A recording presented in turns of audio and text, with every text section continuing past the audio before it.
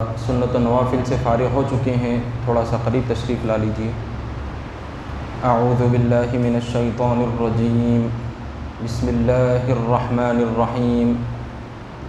الف لام میم، ذالک الکتاب لا ریب فیہ، ھدی للمتقین الذین یؤمنون بالغیب ویقیمون الصلاة ومما رزقناہم ینفقون والذین یؤمنون بما انزل الیک وما انزل من قبلک وبالآخرۃ ھم یوقنون اولئک علی ھدی من ربہم واولئک ھم المفلحون۔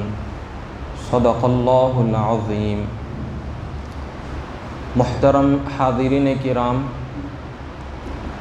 گزشتہ ہم سورہ بقرہ کا آغاز کیے ہیں، جن میں ابتدائی جو آیتیں گزری ہیں حروف مقطعات یعنی الف لام میم، اس کے متعلق اہم باتیں ذکر کی جا چکی ہیں کہ اس کے معنی اللہ اور اس کے رسول ہی بہتر جانتے ہیں، اور ہم کو اس پر ایمان رکھنا ہے کہ یہ اللہ کی طرف سے بھیجے گئے ہیں۔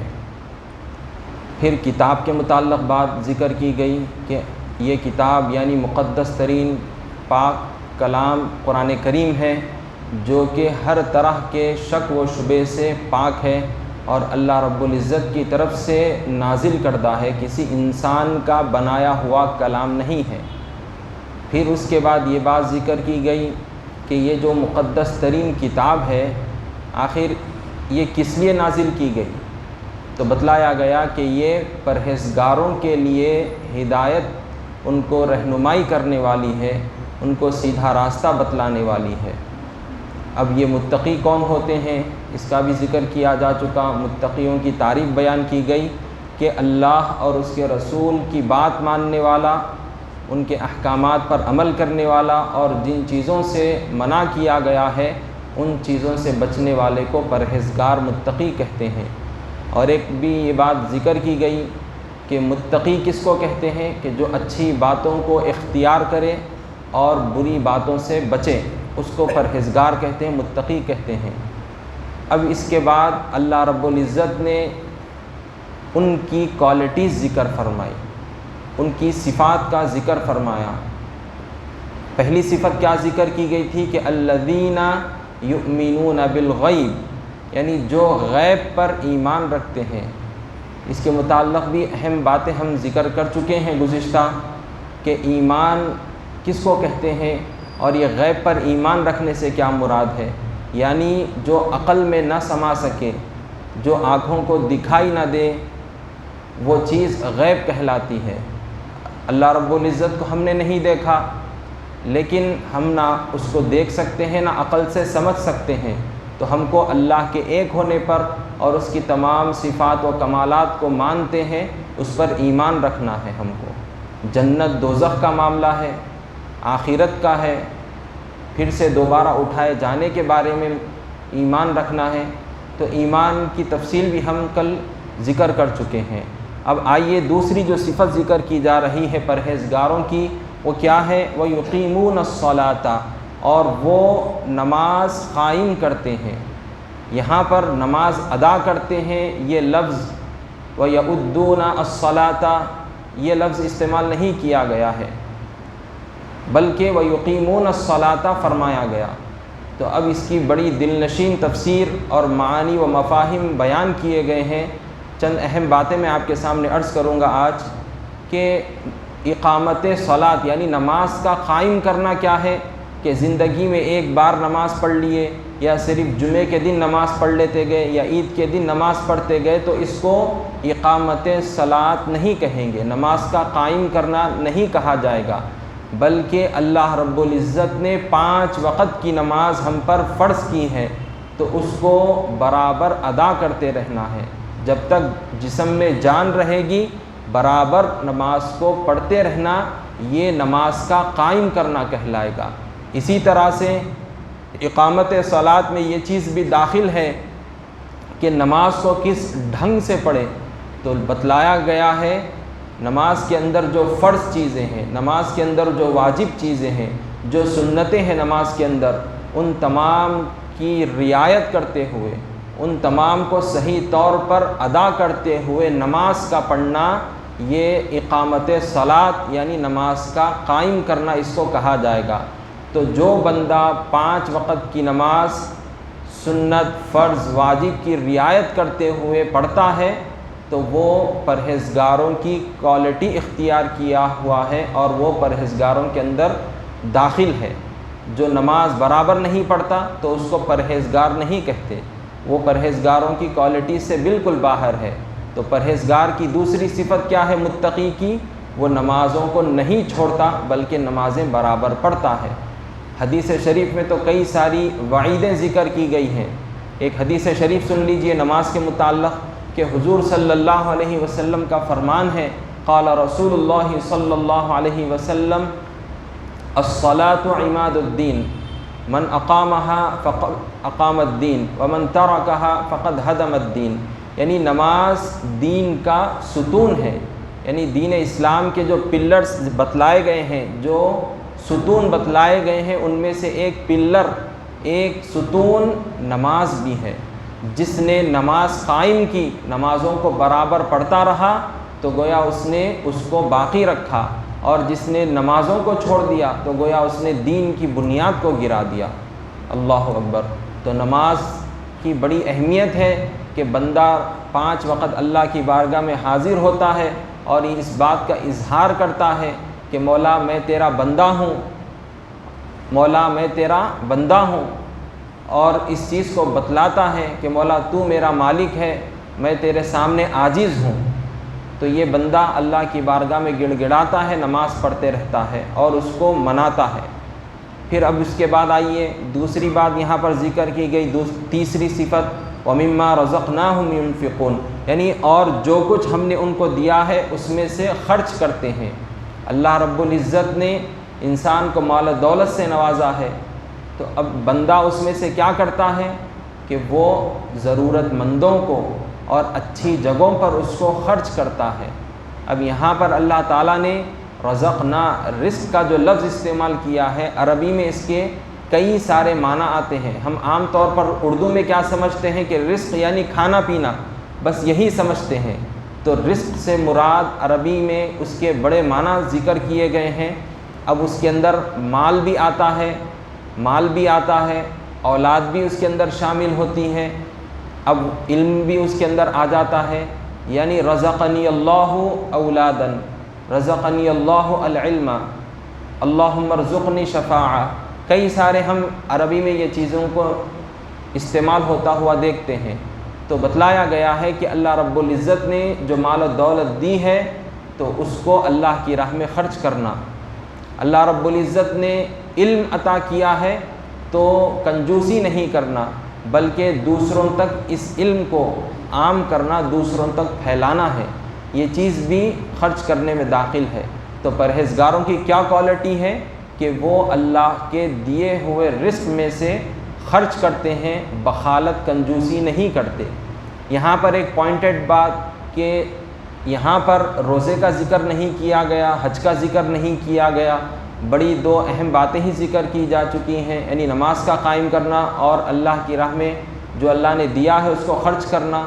تو اس کے بارے میں بتلایا گیا ہے کہ عبادت 2 قسم کی ہوتی ہے، ایک مالی عبادت اور ایک بدنی عبادت۔ بدنی عبادت جس کے اندر نماز اور روزہ دونوں شامل ہیں، اور مالی عبادت جس کے اندر زکوٰۃ شامل ہے۔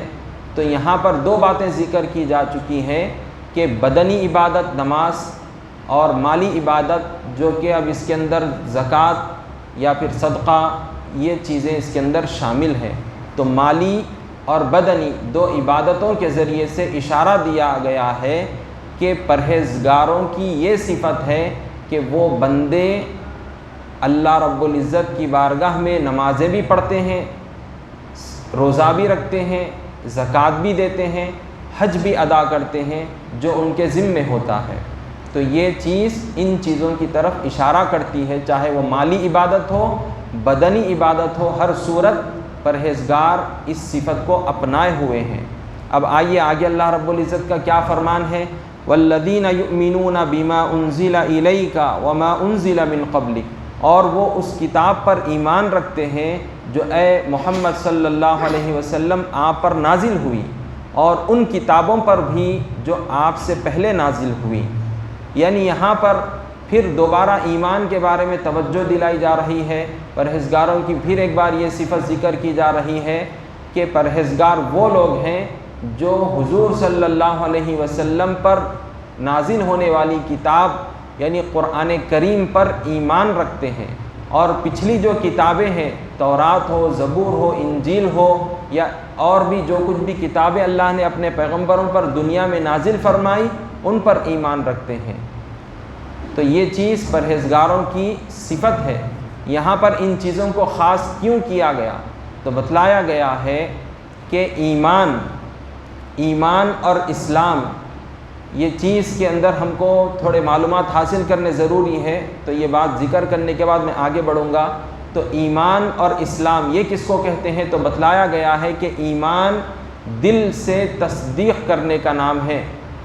جو ایمان کی متعلق باتیں ذکر کی گئی ہیں کہ اللہ کو ایک ماننا، اللہ کے رسول کو، حضرت محمد مصطفیٰ صلی اللہ علیہ وسلم کو اللہ کا رسول ماننا، اور ساری کتابوں پر ایمان رکھنا، جنت و دوزخ، پھر مرنے کے بعد اٹھائے جانے پر، یوم آخرت پر ایمان رکھنا، یہ چیز دل سے تصدیق کرنا ہے۔ اور اسلام کیا ہے؟ عمل کا ظاہر کرنا ہے۔ یعنی اسلام کے معنی اطاعت اور فرما برداری۔ تو ایمان دل سے تصدیق کرنا، اسلام اطاعت اور فرما برداری کو کہا گیا ہے۔ تو بندے کے اندر یہ دونوں چیزوں کا ہونا ضروری ہے۔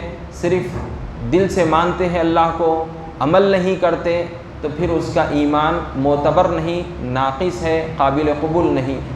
اسی طرح سے صرف اور صرف عمل کر رہا ہے، دل کے اندر کوئی تصدیق نہیں، یقین نہیں، تو اس کا وہ ایمان بھی، اس کا اسلام بھی نامکمل ہے، ناقص ہے۔ اب اس کی ایک مثال سے سمجھ لیجئے کہ آپ کے سامنے بریانی کا چاول رکھ دیا گیا اور کہا گیا کہ یہ بریانی ہے، تو بغیر گوشت کے اس کو تسلیم نہیں کیا جاتا کہ یہ بریانی ہے۔ یا پھر صرف اور صرف آپ کے سامنے گوشت رکھ دیا گیا ہے اور کہا گیا ہے کہ یہ بریانی ہے، تو آپ اس کو نہیں مانتے، کیونکہ بریانی چاول اور گوشت دونوں کے ملنے سے تیار ہوتی ہے۔ تو اسی طرح سے ایمان اور اسلام دونوں ایک دوسرے سے جڑے ہوئے ہیں۔ تو ایک مسلمان کو یقین بھی رکھنا ہے، عمل بھی کرنا ہے۔ اب یہاں پر جو باتیں ذکر کی گئی ہیں، تو یہ بتلایا جا رہا ہے کہ حضور پر اللہ نے جو کتاب نازل فرمائی ہے، اس پر بندے کو کامل یقین ہو، کسی بھی قسم کا شک و شبہ اس کے اندر نہ ہو، اور وہ اس پر عمل کرنے کی طرف آگے بڑھے، وہ عمل کرتا رہے۔ اور پھر پچھلی کتابوں پر ایمان رکھنے کے بارے میں بات یہ ذکر کی گئی ہے کہ جیسا کہ یہود و نصارہ ایک دوسرے پیغمبروں کو نہیں مانتے تھے، ان کے وقت جو پیغمبر بھیجے گئے بس انہی کو مانتے تھے۔ عیسائی حضرت عیسیٰ علیہ السلام کو مانتے، موسیٰ علیہ السلام کو نہیں مانتے۔ تو اس طرح سے ہم کو یہ بات ذکر کی جا رہی ہے کہ ہم ایسی تفریق نہ کریں، ان چیزوں کو الگ الگ نہ کریں، بلکہ جو چیزوں کو اللہ نے نازل فرمایا ہے اس پر یقین رکھنا ہے، لیکن عمل کس پر کرنا ہے؟ قرآن کریم پر عمل کرنا ہے۔ تو یہاں پر یہی بات ذکر کی گئی ہے، اور پھر حضور صلی اللہ علیہ وسلم پر نبوت کے سلسلے کو ختم کر دیے جانے کی طرف اشارہ ہے کہ حضور پر آخری کتاب قرآن کریم نازل کی جا چکی ہے، اب کوئی کتاب نہیں آئے گی، ہم کو قرآن پر عمل کرنا ہے۔ تو والذین یؤمنون بما انزل الیک سے قرآن کریم کی طرف ہم کو توجہ دلائی گئی ہے کہ اب تا قیامت تک ہم کو قرآن کریم پر عمل کرنا ہے۔ اور پھر وما انزل من قبلک، جو آپ سے پہلے کتابیں جو نازل کی گئی ان پر بھی ایمان رکھنا، یعنی ان کو الگ نہیں سمجھنا، بلکہ وہ بھی اللہ کی طرف سے نازل کی گئی ہیں، کسی انسان نے نہیں بنائی تھی، لیکن عمل نہیں کرنا ہے۔ وہ پچھلی کتابوں کا حکم بین ہو چکا، منسوخ کر دیا گیا۔ عمل کس پر کرنا ہے؟ قرآن کریم پر عمل کرنا ہے۔ اب اس کے بعد ایک اور ایک صفت ذکر کی گئی ہے، وَبِالْآخِرَةِ هُمْ يُوقِنُونَ، اور وہ آخرت پر بھی یقین رکھتے ہیں۔ یعنی متقیوں کی یہ صفت بھی ہے کہ وہ آخرت پر یقین رکھتے ہیں کہ کل اللہ کی بارگاہ میں حاضر ہونا ہے، یہ دنیا فنا کر دی جائے گی اور سارے انسانوں کو دوبارہ اٹھایا جائے گا اور پھر کل اللہ کے سامنے حاضر ہو کر جواب دینا ہے، یہ یقین رکھتا ہے بندہ۔ تو یہ صفت پرہیزگاروں کی اعلیٰ صفت ہے، کیونکہ جب تک انسان کے اندر آخرت کی فکر نہ ہو، کل قیامت کے دن اللہ کے سامنے حاضر ہونے کی کوئی فکر نہ ہو، تو وہ گناہوں کو نہیں چھوڑتا۔ کیونکہ ہم دیکھتے ہیں کہ ایک انسان ہے، قتل کرتا ہے، مار کاٹ کرتا ہے، لڑائی جھگڑے کرتا ہے، بڑا بے باک رہتا ہے، حالانکہ کوئی بھی کنٹری ہو ان چیزوں کو پسند نہیں کرتی، ہر کنٹری کے اندر کچھ نہ کچھ قوانین رولز بنے ہوئے ہیں، کوئی قتل کرتا ہے تو اس کے لیے کچھ الگ سزا ہے، کوئی چوری کرتا ہے، کوئی کچھ کرتا ہے غلط کام، تو سزائیں مقرر ہے دنیا کے اندر ہر جگہ کسی نہ کسی کنٹری کے اندر۔ لیکن جس کو عادت پڑ جاتی ہے وہ برابر قتل کرتا ہے، کسی بھی حکومت اور وہاں کے قانون کو نظر انداز کر دیتا ہے، مانتا نہیں، بلکہ وہ عادی ہو جاتا ہے، غلط کام کرنے کا عادی ہو جاتا ہے۔ لیکن اسلام کی تعلیمات دیکھیے، اسلام نے یہ فکر دی ہے کہ کل قیامت کے دن اللہ کے سامنے حاضر ہونا ہے اور وہاں پر جواب دینا ہے، اور پھر جو بندے نیک اعمال کیے ہوں گے اللہ تعالیٰ ان کو جنت عطا فرمائے گا، ان کو جنت میں داخل کرے گا، اور جو برے کام کیے ہوں گے اللہ تعالیٰ ان کو طرح طرح کے عذابات دے گا۔ تو یہ فکر جب بندے کے اندر ہوگی، اگر اس سے کوئی غلط کام بھی ہو جائے گا تو پھر وہ فکر کی وجہ سے راہ راست پر آ جاتا ہے، اور ممکن ہے اس کے دل کے اندر روشنی پیدا ہو جائے، وہ اپنے گناہوں کو چھوڑ دیتا ہے۔ اور اس کی کئی ساری مثالیں موجود ہیں کہ کس طرح سے بڑے بڑے گناہگار، کس طرح سے بڑے بڑے قتل کرنے والے لوگ سیدھے راستے پر آ گئے۔ وجہ کیا تھی سیدھے راستے پر آنے کی؟ قتل، غارت گیری چھوڑنے کی، چوری چھوڑنے کی کیا وجہ تھی؟ تو وہ تھی فکر آخرت، کہ کل اللہ کے سامنے حاضر ہونا ہے تو میں کیا صورت لے کر جاؤں گا، کیا منہ لے کر جاؤں گا۔ یہ فکر ان کے اندر پیدا ہو گئی تھی، اس وجہ سے انہوں نے قتل کرنا چھوڑ دیا، چوری کرنا چھوڑ دیا، برے کام کرنا چھوڑ دیے۔ تو یہ اسلام کی ایسی پیاری تعلیمات ہیں جو بندے کے اندر ہونی چاہیے، اور یہ فکر ہونی چاہیے کہ کل مجھ کو بھی اللہ کے سامنے حاضر ہونا ہے۔ تو پرہیزگاروں کی یہاں پر یہ صفت بھی ذکر کی گئی ہے کہ وہ آخرت پر یقین رکھتے ہیں۔ انشاءاللہ اس کے بعد کی آیتوں کی تفسیر آئندہ ذکر کی جائے گی۔ وصلی اللہ تعالی وسلم علی خیر خلقہ سیدنا محمد وعلی آلہ واصحابہ اجمعین والحمد للہ رب العالمین۔